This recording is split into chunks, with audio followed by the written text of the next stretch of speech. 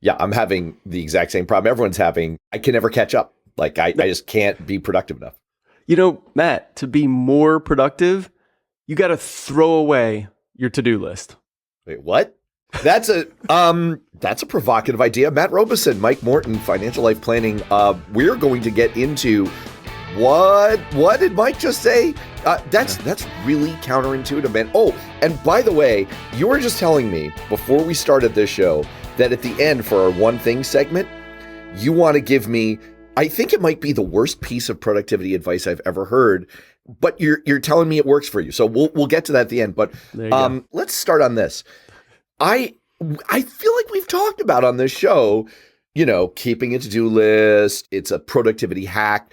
And you're telling me, no, don't. There are a million voices of productivity hackers out there who suddenly cried out and were silenced. You've blown up Alderaan, man. What the hell? No more to-do lists. No 3 things. Don't write down your biggest 3 things, in the morning and knock those out. Forget your whole to-do list. That thing is never ending anyway, Matt. Your to-do list. Has it ever gotten to 0? Does it ever finish? What is this? Like, this is like the opposite of atomic habits. This is like coal habits. That's right. No, it's true. It's true. But I feel like that's kind of, for me, a feature rather than a bug. Like I put it on there and I know in advance. I don't know. Maybe I'm talking myself into your point of view as I go, because I put things on the list knowing I won't get to all of it, but hey, if I get through half of it, I'll feel pretty good. So you feel like halfway good? It was okay. Even though you knocked out like a million things, you kind of feel like, all right. So I got a better system for you where you can feel really good and have some space in between and get stuff done. All right, hit me.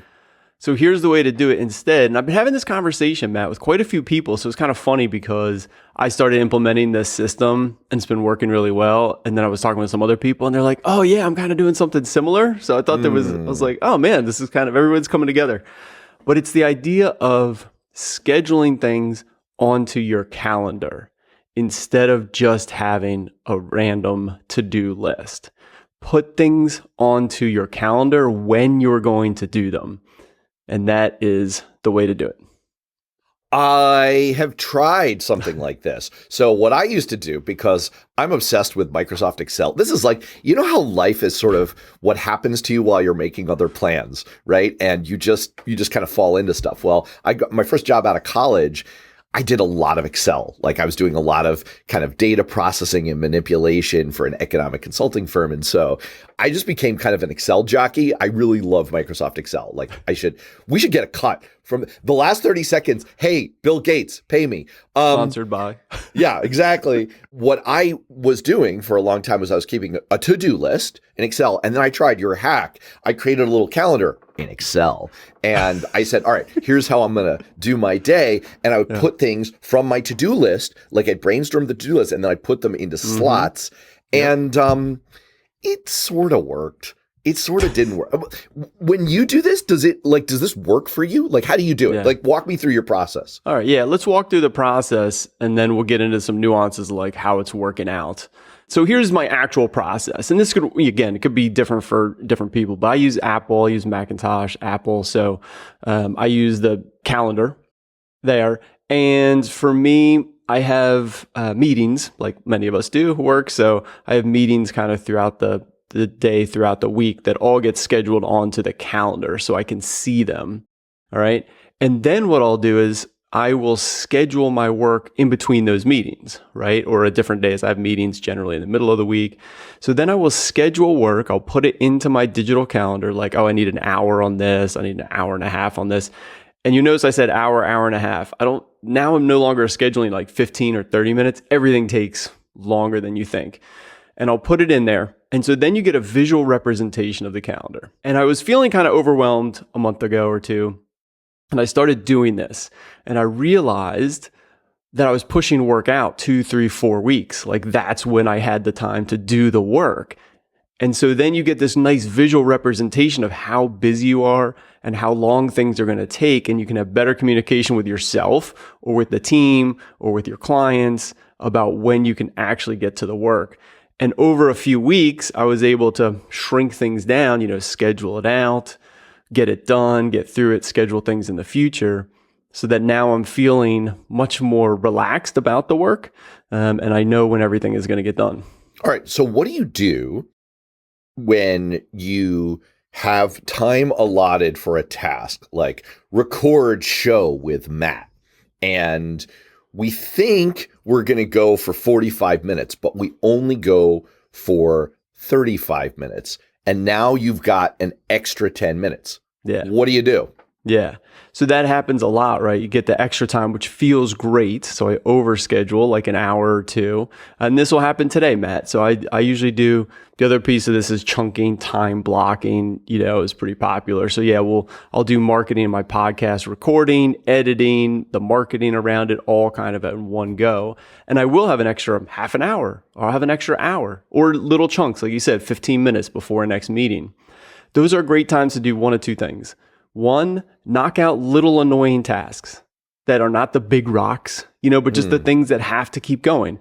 Check your email and do a quick 2-minute response, knock out some small little item, or, whatever it is, check in on something. So you can knock out the little things. And I'll do a lot of that because we all have very, lots of little tasks, 10 or 15 that you just have to do throughout the day. Or I'll get up and move around. It's a great chance to just take a mental break, move around. I'll go outside for a few minutes, grab a snack, something like that, just to separate like the mental work. I do everything in front of the computer. So the mental work from getting up, getting a little movement, getting a little sunlight in little chunks throughout the day. What about the opposite problem? What if you are in something and it just runs over? Yeah, I mean, that's why what I found is that I need to schedule longer chunks. That's why I said it's an hour and a half. Really, for me, it's like maybe 3 things, like the 3 rocks. Maybe it's 3 things that are getting done. Either have 2 or 3 big meetings. My meetings are an hour and a half. So maybe I have a couple of those, and I always have follow-up work, after a meeting to capture the notes. Or I'm working on a client situation. So yeah, it's like, I think it's only about 20 minutes. I just need to kind of review a couple things, send an email, summarize, but it's always an hour. Get into it, uncover more things, be thorough. It's back to your point too, Matt. One job at a time, every job is success. Just scheduling 2 to 3 things, get mentally deep on those work items, on those tasks, go all the way to the end, finish it, summarize it, leave yourself some good notes for when you need to pick up that project the next day, the next week, the next month, but really get it done. And it feels way better to have longer chunks. And then like you said, Matt, when you had those 10 or 15 minutes in between, that's when you're knocking out, just the little things, moving them forward, keeping them going. All right. Can I offer what in Congress we would call a friendly amendment to your throw out your to-do list idea?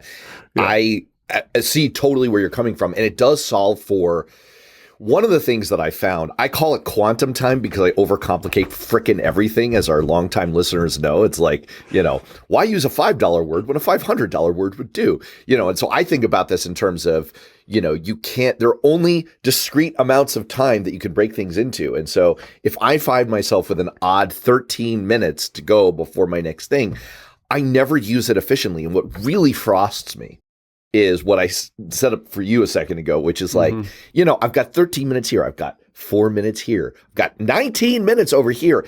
And it just, the mental transition from one thing to another, it's like by the time I get myself all switched over, set up, it's not worth that efficiency gap.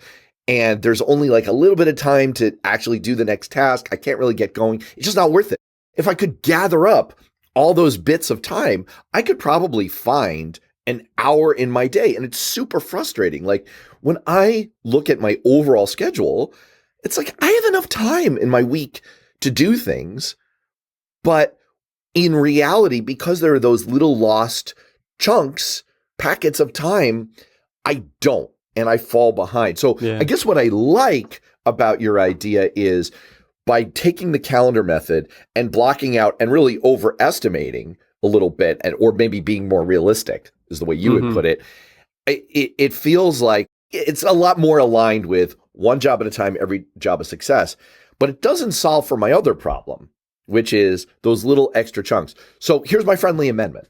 All right. What if you take the calendar approach, but you don't entirely throw out the to-do list? What if you take the calendar approach for major items, for projects, but you have a to-do list of like, here are 5-minute tasks. Here are like little things that I can do with my extra time. That's a running list. You just knock them out as you go. I love it. In fact, that's kind of what I do, Matt, to be honest. I've got, well, multiple systems like your Excel system. I have a couple of different ones that I probably need to slim down, but where I keep track of those kinds of things. Like, oh, it's somebody's birthday. I want to like write them a nice message. Or it's like, oh, I need to check in. You've never sent me a message on my birthday. Never that once. Is false. False statement. False statement. Have I slandered you? Did I just slander you? Exactly. I'm going back to my text messages. That's true. You check your text messages. It's probably in there. I swear. Speaking of birthdays coming up, Matt, birthdays. Or birthday parties, I should say. Oh, I know. I'm very excited. We might have to talk about this on the pod. We really might. Okay. All right. Might do that. But, that's a great example, too. Like, we've had a little planning going for that. And that's the kind of thing where you could get a lot done if you had a list of, here are my 10-minute tasks. Ooh, let's call it that. 10-minute tasks. Unfortunately, your birthday party planning is not 10-minute tasks. They're hour chunks. I had to put them in my calendar. An hour, you're right. An hour is way optimistic. All right, go on. So I love that. You have a hybrid system. Exactly. So we do, we've got these little tasks like, oh, I got to transfer money at the bank. I got to write a check. I got to pay a bill. I mean, there's like a million of them. And so that's what I use those little in-between times is like, I check that system, your 10-minute task list, you're running to-do items, but don't put on there anything that's longer than, I'll call it 2 minutes. Okay. Cause it's actually in reality 5 to 10 minutes. A 2-minute task is never exactly 2 minutes. So don't put anything longer. If it's longer than 2 minutes, so you get into it and you're like, oh yeah, I just got to do this quick thing. And you get into it and 1 minute later, you're like, oh wait, it's just, I got to do this and then this. It's like, nope. Now you put it onto the calendar and you got to schedule that stuff. One of the most useful things that I ever did when I worked on Capitol Hill was take a time management course. There's actually, that sounds like a great use of time.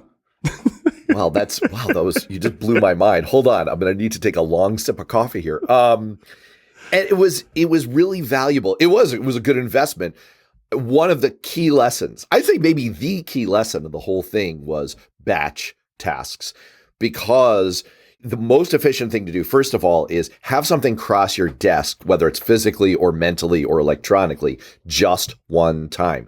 Don't do the thing that I think a lot of us do, which is like, I look at an email. I'm not really ready to deal with that.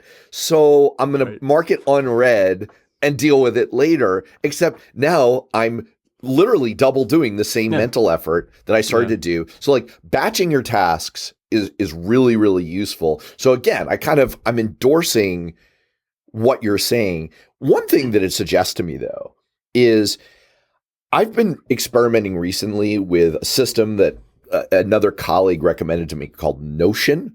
Boy, the Notion people could pay me. And it's like, it's document creation, it's calendaring, it's task listing, it's all of these things are integrated, and it's supposed to help gain you efficiency. And it hasn't gained me efficiency yet. And I think what it suggests to me is my Excel system could work. The Notion system could work. Like you could do it all off your phone. That's probably efficient. There's probably apps, like literally apps. Notion has an app, that can go on your phone. I think the most important thing is commit to one system. There's probably a lot of right answers out there, but you've got to actually commit to the system and use it for it to pay off. Yeah. First of all, a few different things. Don't get enamored with like the shiny objects, the silver bullet. Oh, this app is going to save me. In the most unsexy stuff will work and will work just as well. A shared Google Doc and a calendar. Yeah, that was the approach I took during my dating life, which actually turned out not to be true. You needed a shiny object for that, shiny app. Yeah, the most unsexy stuff didn't work. Didn't work. It's okay. It all worked out. So yeah, don't get distracted, right? I mean, the point is, and then staying with the system is absolutely, you've got to pick a system and try it for a while and see how it works. That's why I love the calendar. It's like, if you're already using a calendar to stay organized, here's just something else. You're already checking it every day, and using it to help manage your life coming and going. And so here's another way you can utilize something you're already using to have a better life. And the context switching, getting back to that point, Matt, context switching, reading emails, and getting distracted by other stuff, while you're trying to do some work, is a real problem. And now, of course, there's all kinds of studies like, it actually really, really does slow you down. And so it's so counterintuitive. When I look at my calendar, I told you 2 or 3 big tasks every day. Maybe a couple of meetings and one big, diving into one big project. Just 2 or 3 is all you need. It's all you can handle, and you're going to make so much progress, and the benefit is by having the little breaks where you're knocking out 2-minute tasks, you're getting up and moving around, you feel really great by the end of the day. It's similar to the big rocks, like just tackle the 3 big things and you'll feel great. It's the same idea, like by really focusing on a couple of efforts, giving it your all, doing a great job on them, you just end the day feeling great, and you will make a lot of progress throughout the week. Right. It's another way of saying you don't want to half-ass a whole bunch of stuff. You want to use your whole ass on one thing. It does remind me, there's a cheekier version of my, it's not really mine. It's Mike Myers, one job at a time, every job a success, which is I had a colleague in Congress who had a sign behind his desk that said, "I can only make one person happy per day. Today is not your day. Tomorrow's not looking good either."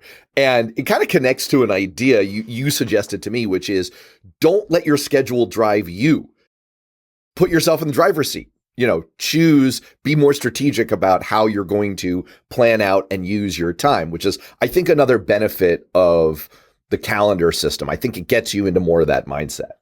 Absolutely. The thing that's nice about the visual representation as well of the calendar is suddenly you realize how many things you're doing or you've committed to do, because you've had to put them now into the calendar when you're going to do it. And then you might realize, geez, I don't want to wait 2 to 3 weeks to get to this thing, even though that's the next free slot on my calendar. And it helps you reevaluate, are all these things really that important? Like, really, should I be doing this? And also the thing that may have said on this show or not, which is, when you get asked to do something, our default's like, oh yeah, I like that opportunity. Okay, yes, I will do that. And you say yes to things. So the question is, if you can see when you have to do it, and it's 3 weeks from now, and you're saying no to other stuff in the meantime, and or the other way of flipping it around is before you say yes to something, if you had to do it tomorrow, would you still say yes? I want to put it's not like a full parking lot, but like a little bit of I want to put the rampway on the idea of saying no to things, because it is going to connect to your idea that I hate at the end. But I do somewhat endorse the idea of, back to the time management class that I took, don't let things into your system, right? Like, if you don't want to deal with them, say no at the door. I have decided, for example, that the kindest thing I can do, if I get a solicitation on the phone, or because so many of those are spam blocked these days, if I get a nice young person knocking at the door and asking for, clean water, Massachusetts or whatever, it's the nicest thing I can do and the most respectful thing I can do to say, not interested, have a great day, close the door. Why waste their time or mine? The more you can push out, the better, right? Like, drive your schedule. Don't let it drive you. Correct. So that way, by, again, having it on the calendar, you could see what's important to you, what you should be doing. You could focus on it. And when the new tasks come in and you're thinking, should I say yes or no to this? It helps you think about, geez, I'm already really busy. I can see how busy I am. Do I really want to do this? Does it really fit into my priorities? And then getting back to the context switching, like you were just saying, don't let stuff in, focus, be in control of what you're doing. By having it on the calendar, I find it's way better to say, oh, great, I have 3 things to do today. And it helps me to really focus in, especially for those blocks. What do you do when, maybe this is like me projecting my own problems, but I do a lot of creative work, right? I'm writing, I'm creating podcasts, I'm creating videos. So, when I'm doing like my consulting life, I have tasks that are pretty straightforward. There's a lot of spreadsheets, there's a lot of meetings, there's a lot, it's a very linear thing. It's like, I just kind of plug myself in. It's like when I'm working out, it's much easier to get on the elliptical machine. I just plug myself on, turn on a game. I go for 45 minutes. It's kind of mentally easier. Mm-hmm. It's a lot harder when I'm lifting weights because each set I got to get myself mentally up for, this is going to hurt. I feel the same way sometimes about creative tasks. Like sometimes it's great, lightning strikes and I get into a flow state and I'm just like, I know exactly what I'm going to do. And then I'm going to do this. It's amazing, right? Like I wrote a whole Newsweek article in 90 minutes. At my daughter's basketball practice last year. And I'm like, this was incredible. This never freaking happened. So what keeps happening to me is I have a creative project and it's not happening and I don't feel it. But this is the calendar block. This is the time that I set aside for this. And I have other things coming on the calendar block later. So now I'm starting to stress about this. How do you manage that? So when it comes to creative pursuits, there's a couple things. One is to recognize that the creativity, you need space for the creativity. This is really lost because we're in this society of like calendars and time blocking and scheduling, and I got all the things you're telling us to do. You are the problem, Mike Morton. Except when it comes to creativity, you can still time block. But the thing to recognize is for creativity, you've got to allow time and space for it. And if you are a creative, say, all right, let's take it to not extreme example, but an example, you're an artist and you're creating artwork. And this is what I'm thinking of. I'm thinking of our friend, Robin Mandel, who's an amazing art professor at the University of Massachusetts. And we just saw this incredible installation of his. We should get him on the show. How does he do this? Should ask him how he does it. Let's ask him how he does it. Go on, you were saying. So let's say you're Robin. Let's say I'm Robin. Understanding that you need time and space for that stuff.